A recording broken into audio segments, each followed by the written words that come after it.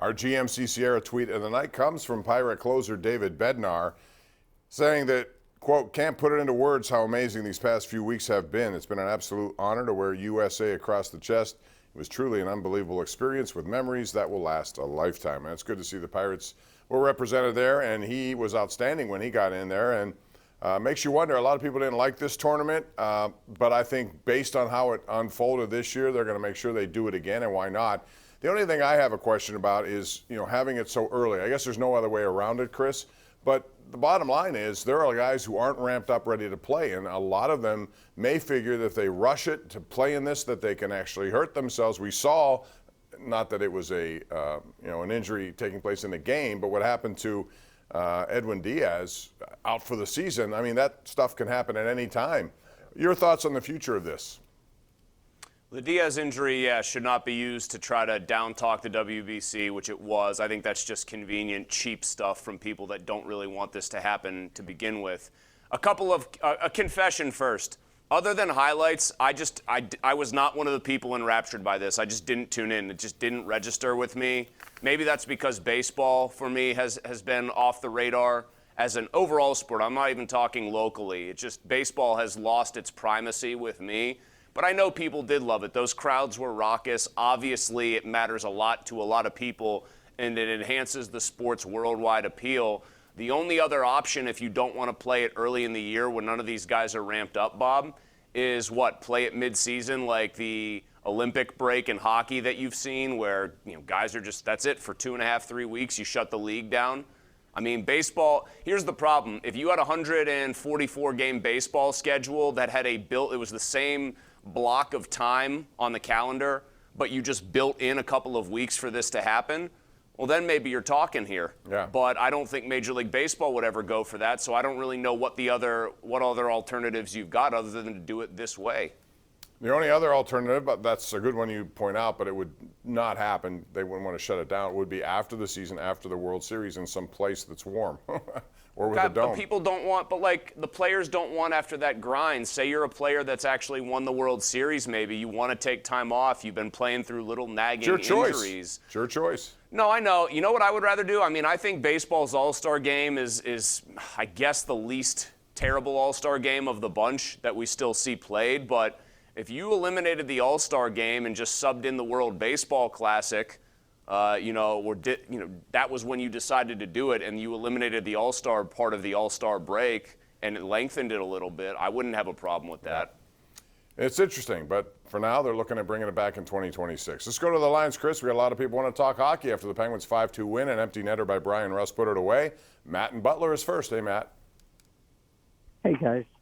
Hey, on the Penguins, I know this isn't going to be well received, at least I don't think. I'd almost prefer, when we look back on these years, the last 5 years that they've been 1-0, this window, it's really going to look like it's closed. Would it be better for them to almost lose, not make the playoffs, to force management to make some more radical changes that obviously the team needs? No. Those changes are probably necessary whether they win or whether they don't win in the playoffs. So for them, it's a money-making. They absolutely need to get there to make money in the postseason. And why wouldn't you want to do that with this group? This is an older group. It's the oldest team in the NHL. They still need the facelift is coming one way or the other, Chris, the way I see it. Well, what Matt's point there presupposes, or his hypothesis presupposes, is that this so far faceless, absentee, ruling from on high on Mount Olympus and never coming down to meet the population would care about a missed playoff year. With Ron Burkle and Lemieux, you knew that would sting them to their core if it actually happened. You remember when they came down to the wire several years ago at the waning stages, I think, of the Bilesma era, or maybe, I think it was Bilesma's year. They barely made it by the skin of their teeth. That would have bothered them. The only reason making the playoffs would be somewhat interesting is if this year it got them into the Connor Bedard sweepstakes, right? And then, of course, the golden goose would lay its 5th straight golden egg for this franchise. They would somehow defy the odds. They would pick him up. They would completely and totally overhaul the roster with one fell swoop and then set off a run of 10 more titles or something like that. Yeah, well, that time's going to run out. It's not going to happen with him.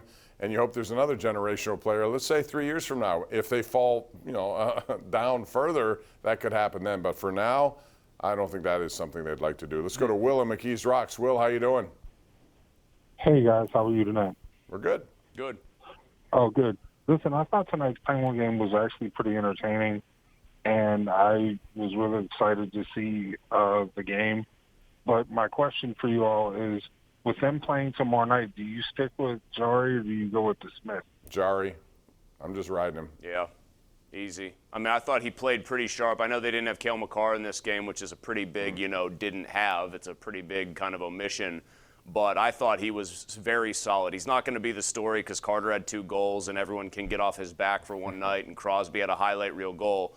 But I thought Tristan Jarry was very solid, especially when he more or less repelled the push that the Avalanche were putting on early in the third period. I know they got a second goal, but I thought Jarry was pretty solid, and I'm with Bob. You got to ride him because he is the only ticket you've got in the playoffs to making any kind of noise. Not that I think they will if they get there, but you're definitely not winning a series with Casey DeSmith. Yeah, he has to be it. All or nothing at this point. And, they only have 11 games left. And after this one, tomorrow night, then they have a few days before they play again. So you got to just ride him, hope he gets it right, and then hope it carries in. Now, I will say this. They are a team that can be difficult to play against if they get in because of the fact that they have, Crosby, Malkin, Letang, and hopefully at that point a hot goaltender with a mature enough team and one that's gone through enough, Chris, where I could see them giving anyone a problem in this Eastern Conference. Boston? Really? Yeah, I do. I'm not saying I'd pick them. What I'm saying is it would make it difficult. Boston hasn't played its best. First of all, they set a start that was almost impossible to duplicate as the season went on. But I also know that I remember 2013 pretty well and what happened in that series, and Boston wasn't really given much of a chance, and they swept the Penguins. It's weird in best of sevens. Things can happen. Doesn't take much to change, the way things are going. And I think if the Penguins get a hot goalie, who knows? It would be very hard for me to see. The scope of Boston's dominance has been historic this year. I don't think you'd get Blue Jackets and Lightning, where the Blue Jackets just suddenly rally in a game, and the Lightning never recover, and the series turns into a rout the opposite way everyone expected. Tyler Kennedy went on the show with us today and said if the Penguins get in, he thinks they're going to win a series. I respectfully disagree, even though Tyler will forget more about hockey than I'll ever know.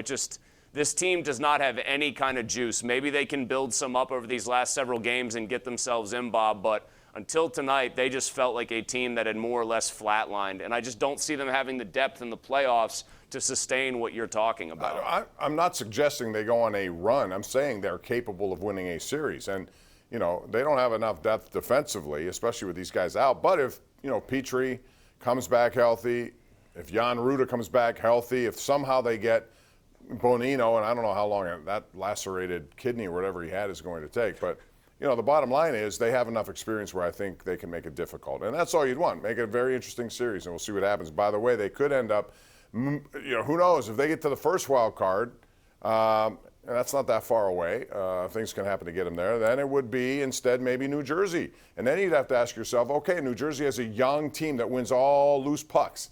But they haven't been through this at all. They have a very young team. You can see the Penguins taking advantage of their inexperience with their experience, couldn't you? I mean, I could, but I think the problem with New Jersey is you say young, that translates too fast and speedier and more athletic. And I think because the Penguins have obviously suffered a major loss in team speed since especially the 15-16 team that won the first of the 2 back-to-backs, since they've just become so much slower, easier to catch, easier to hit. I think they would have to rely on stout goaltending to win a series like that one you're describing, Bob.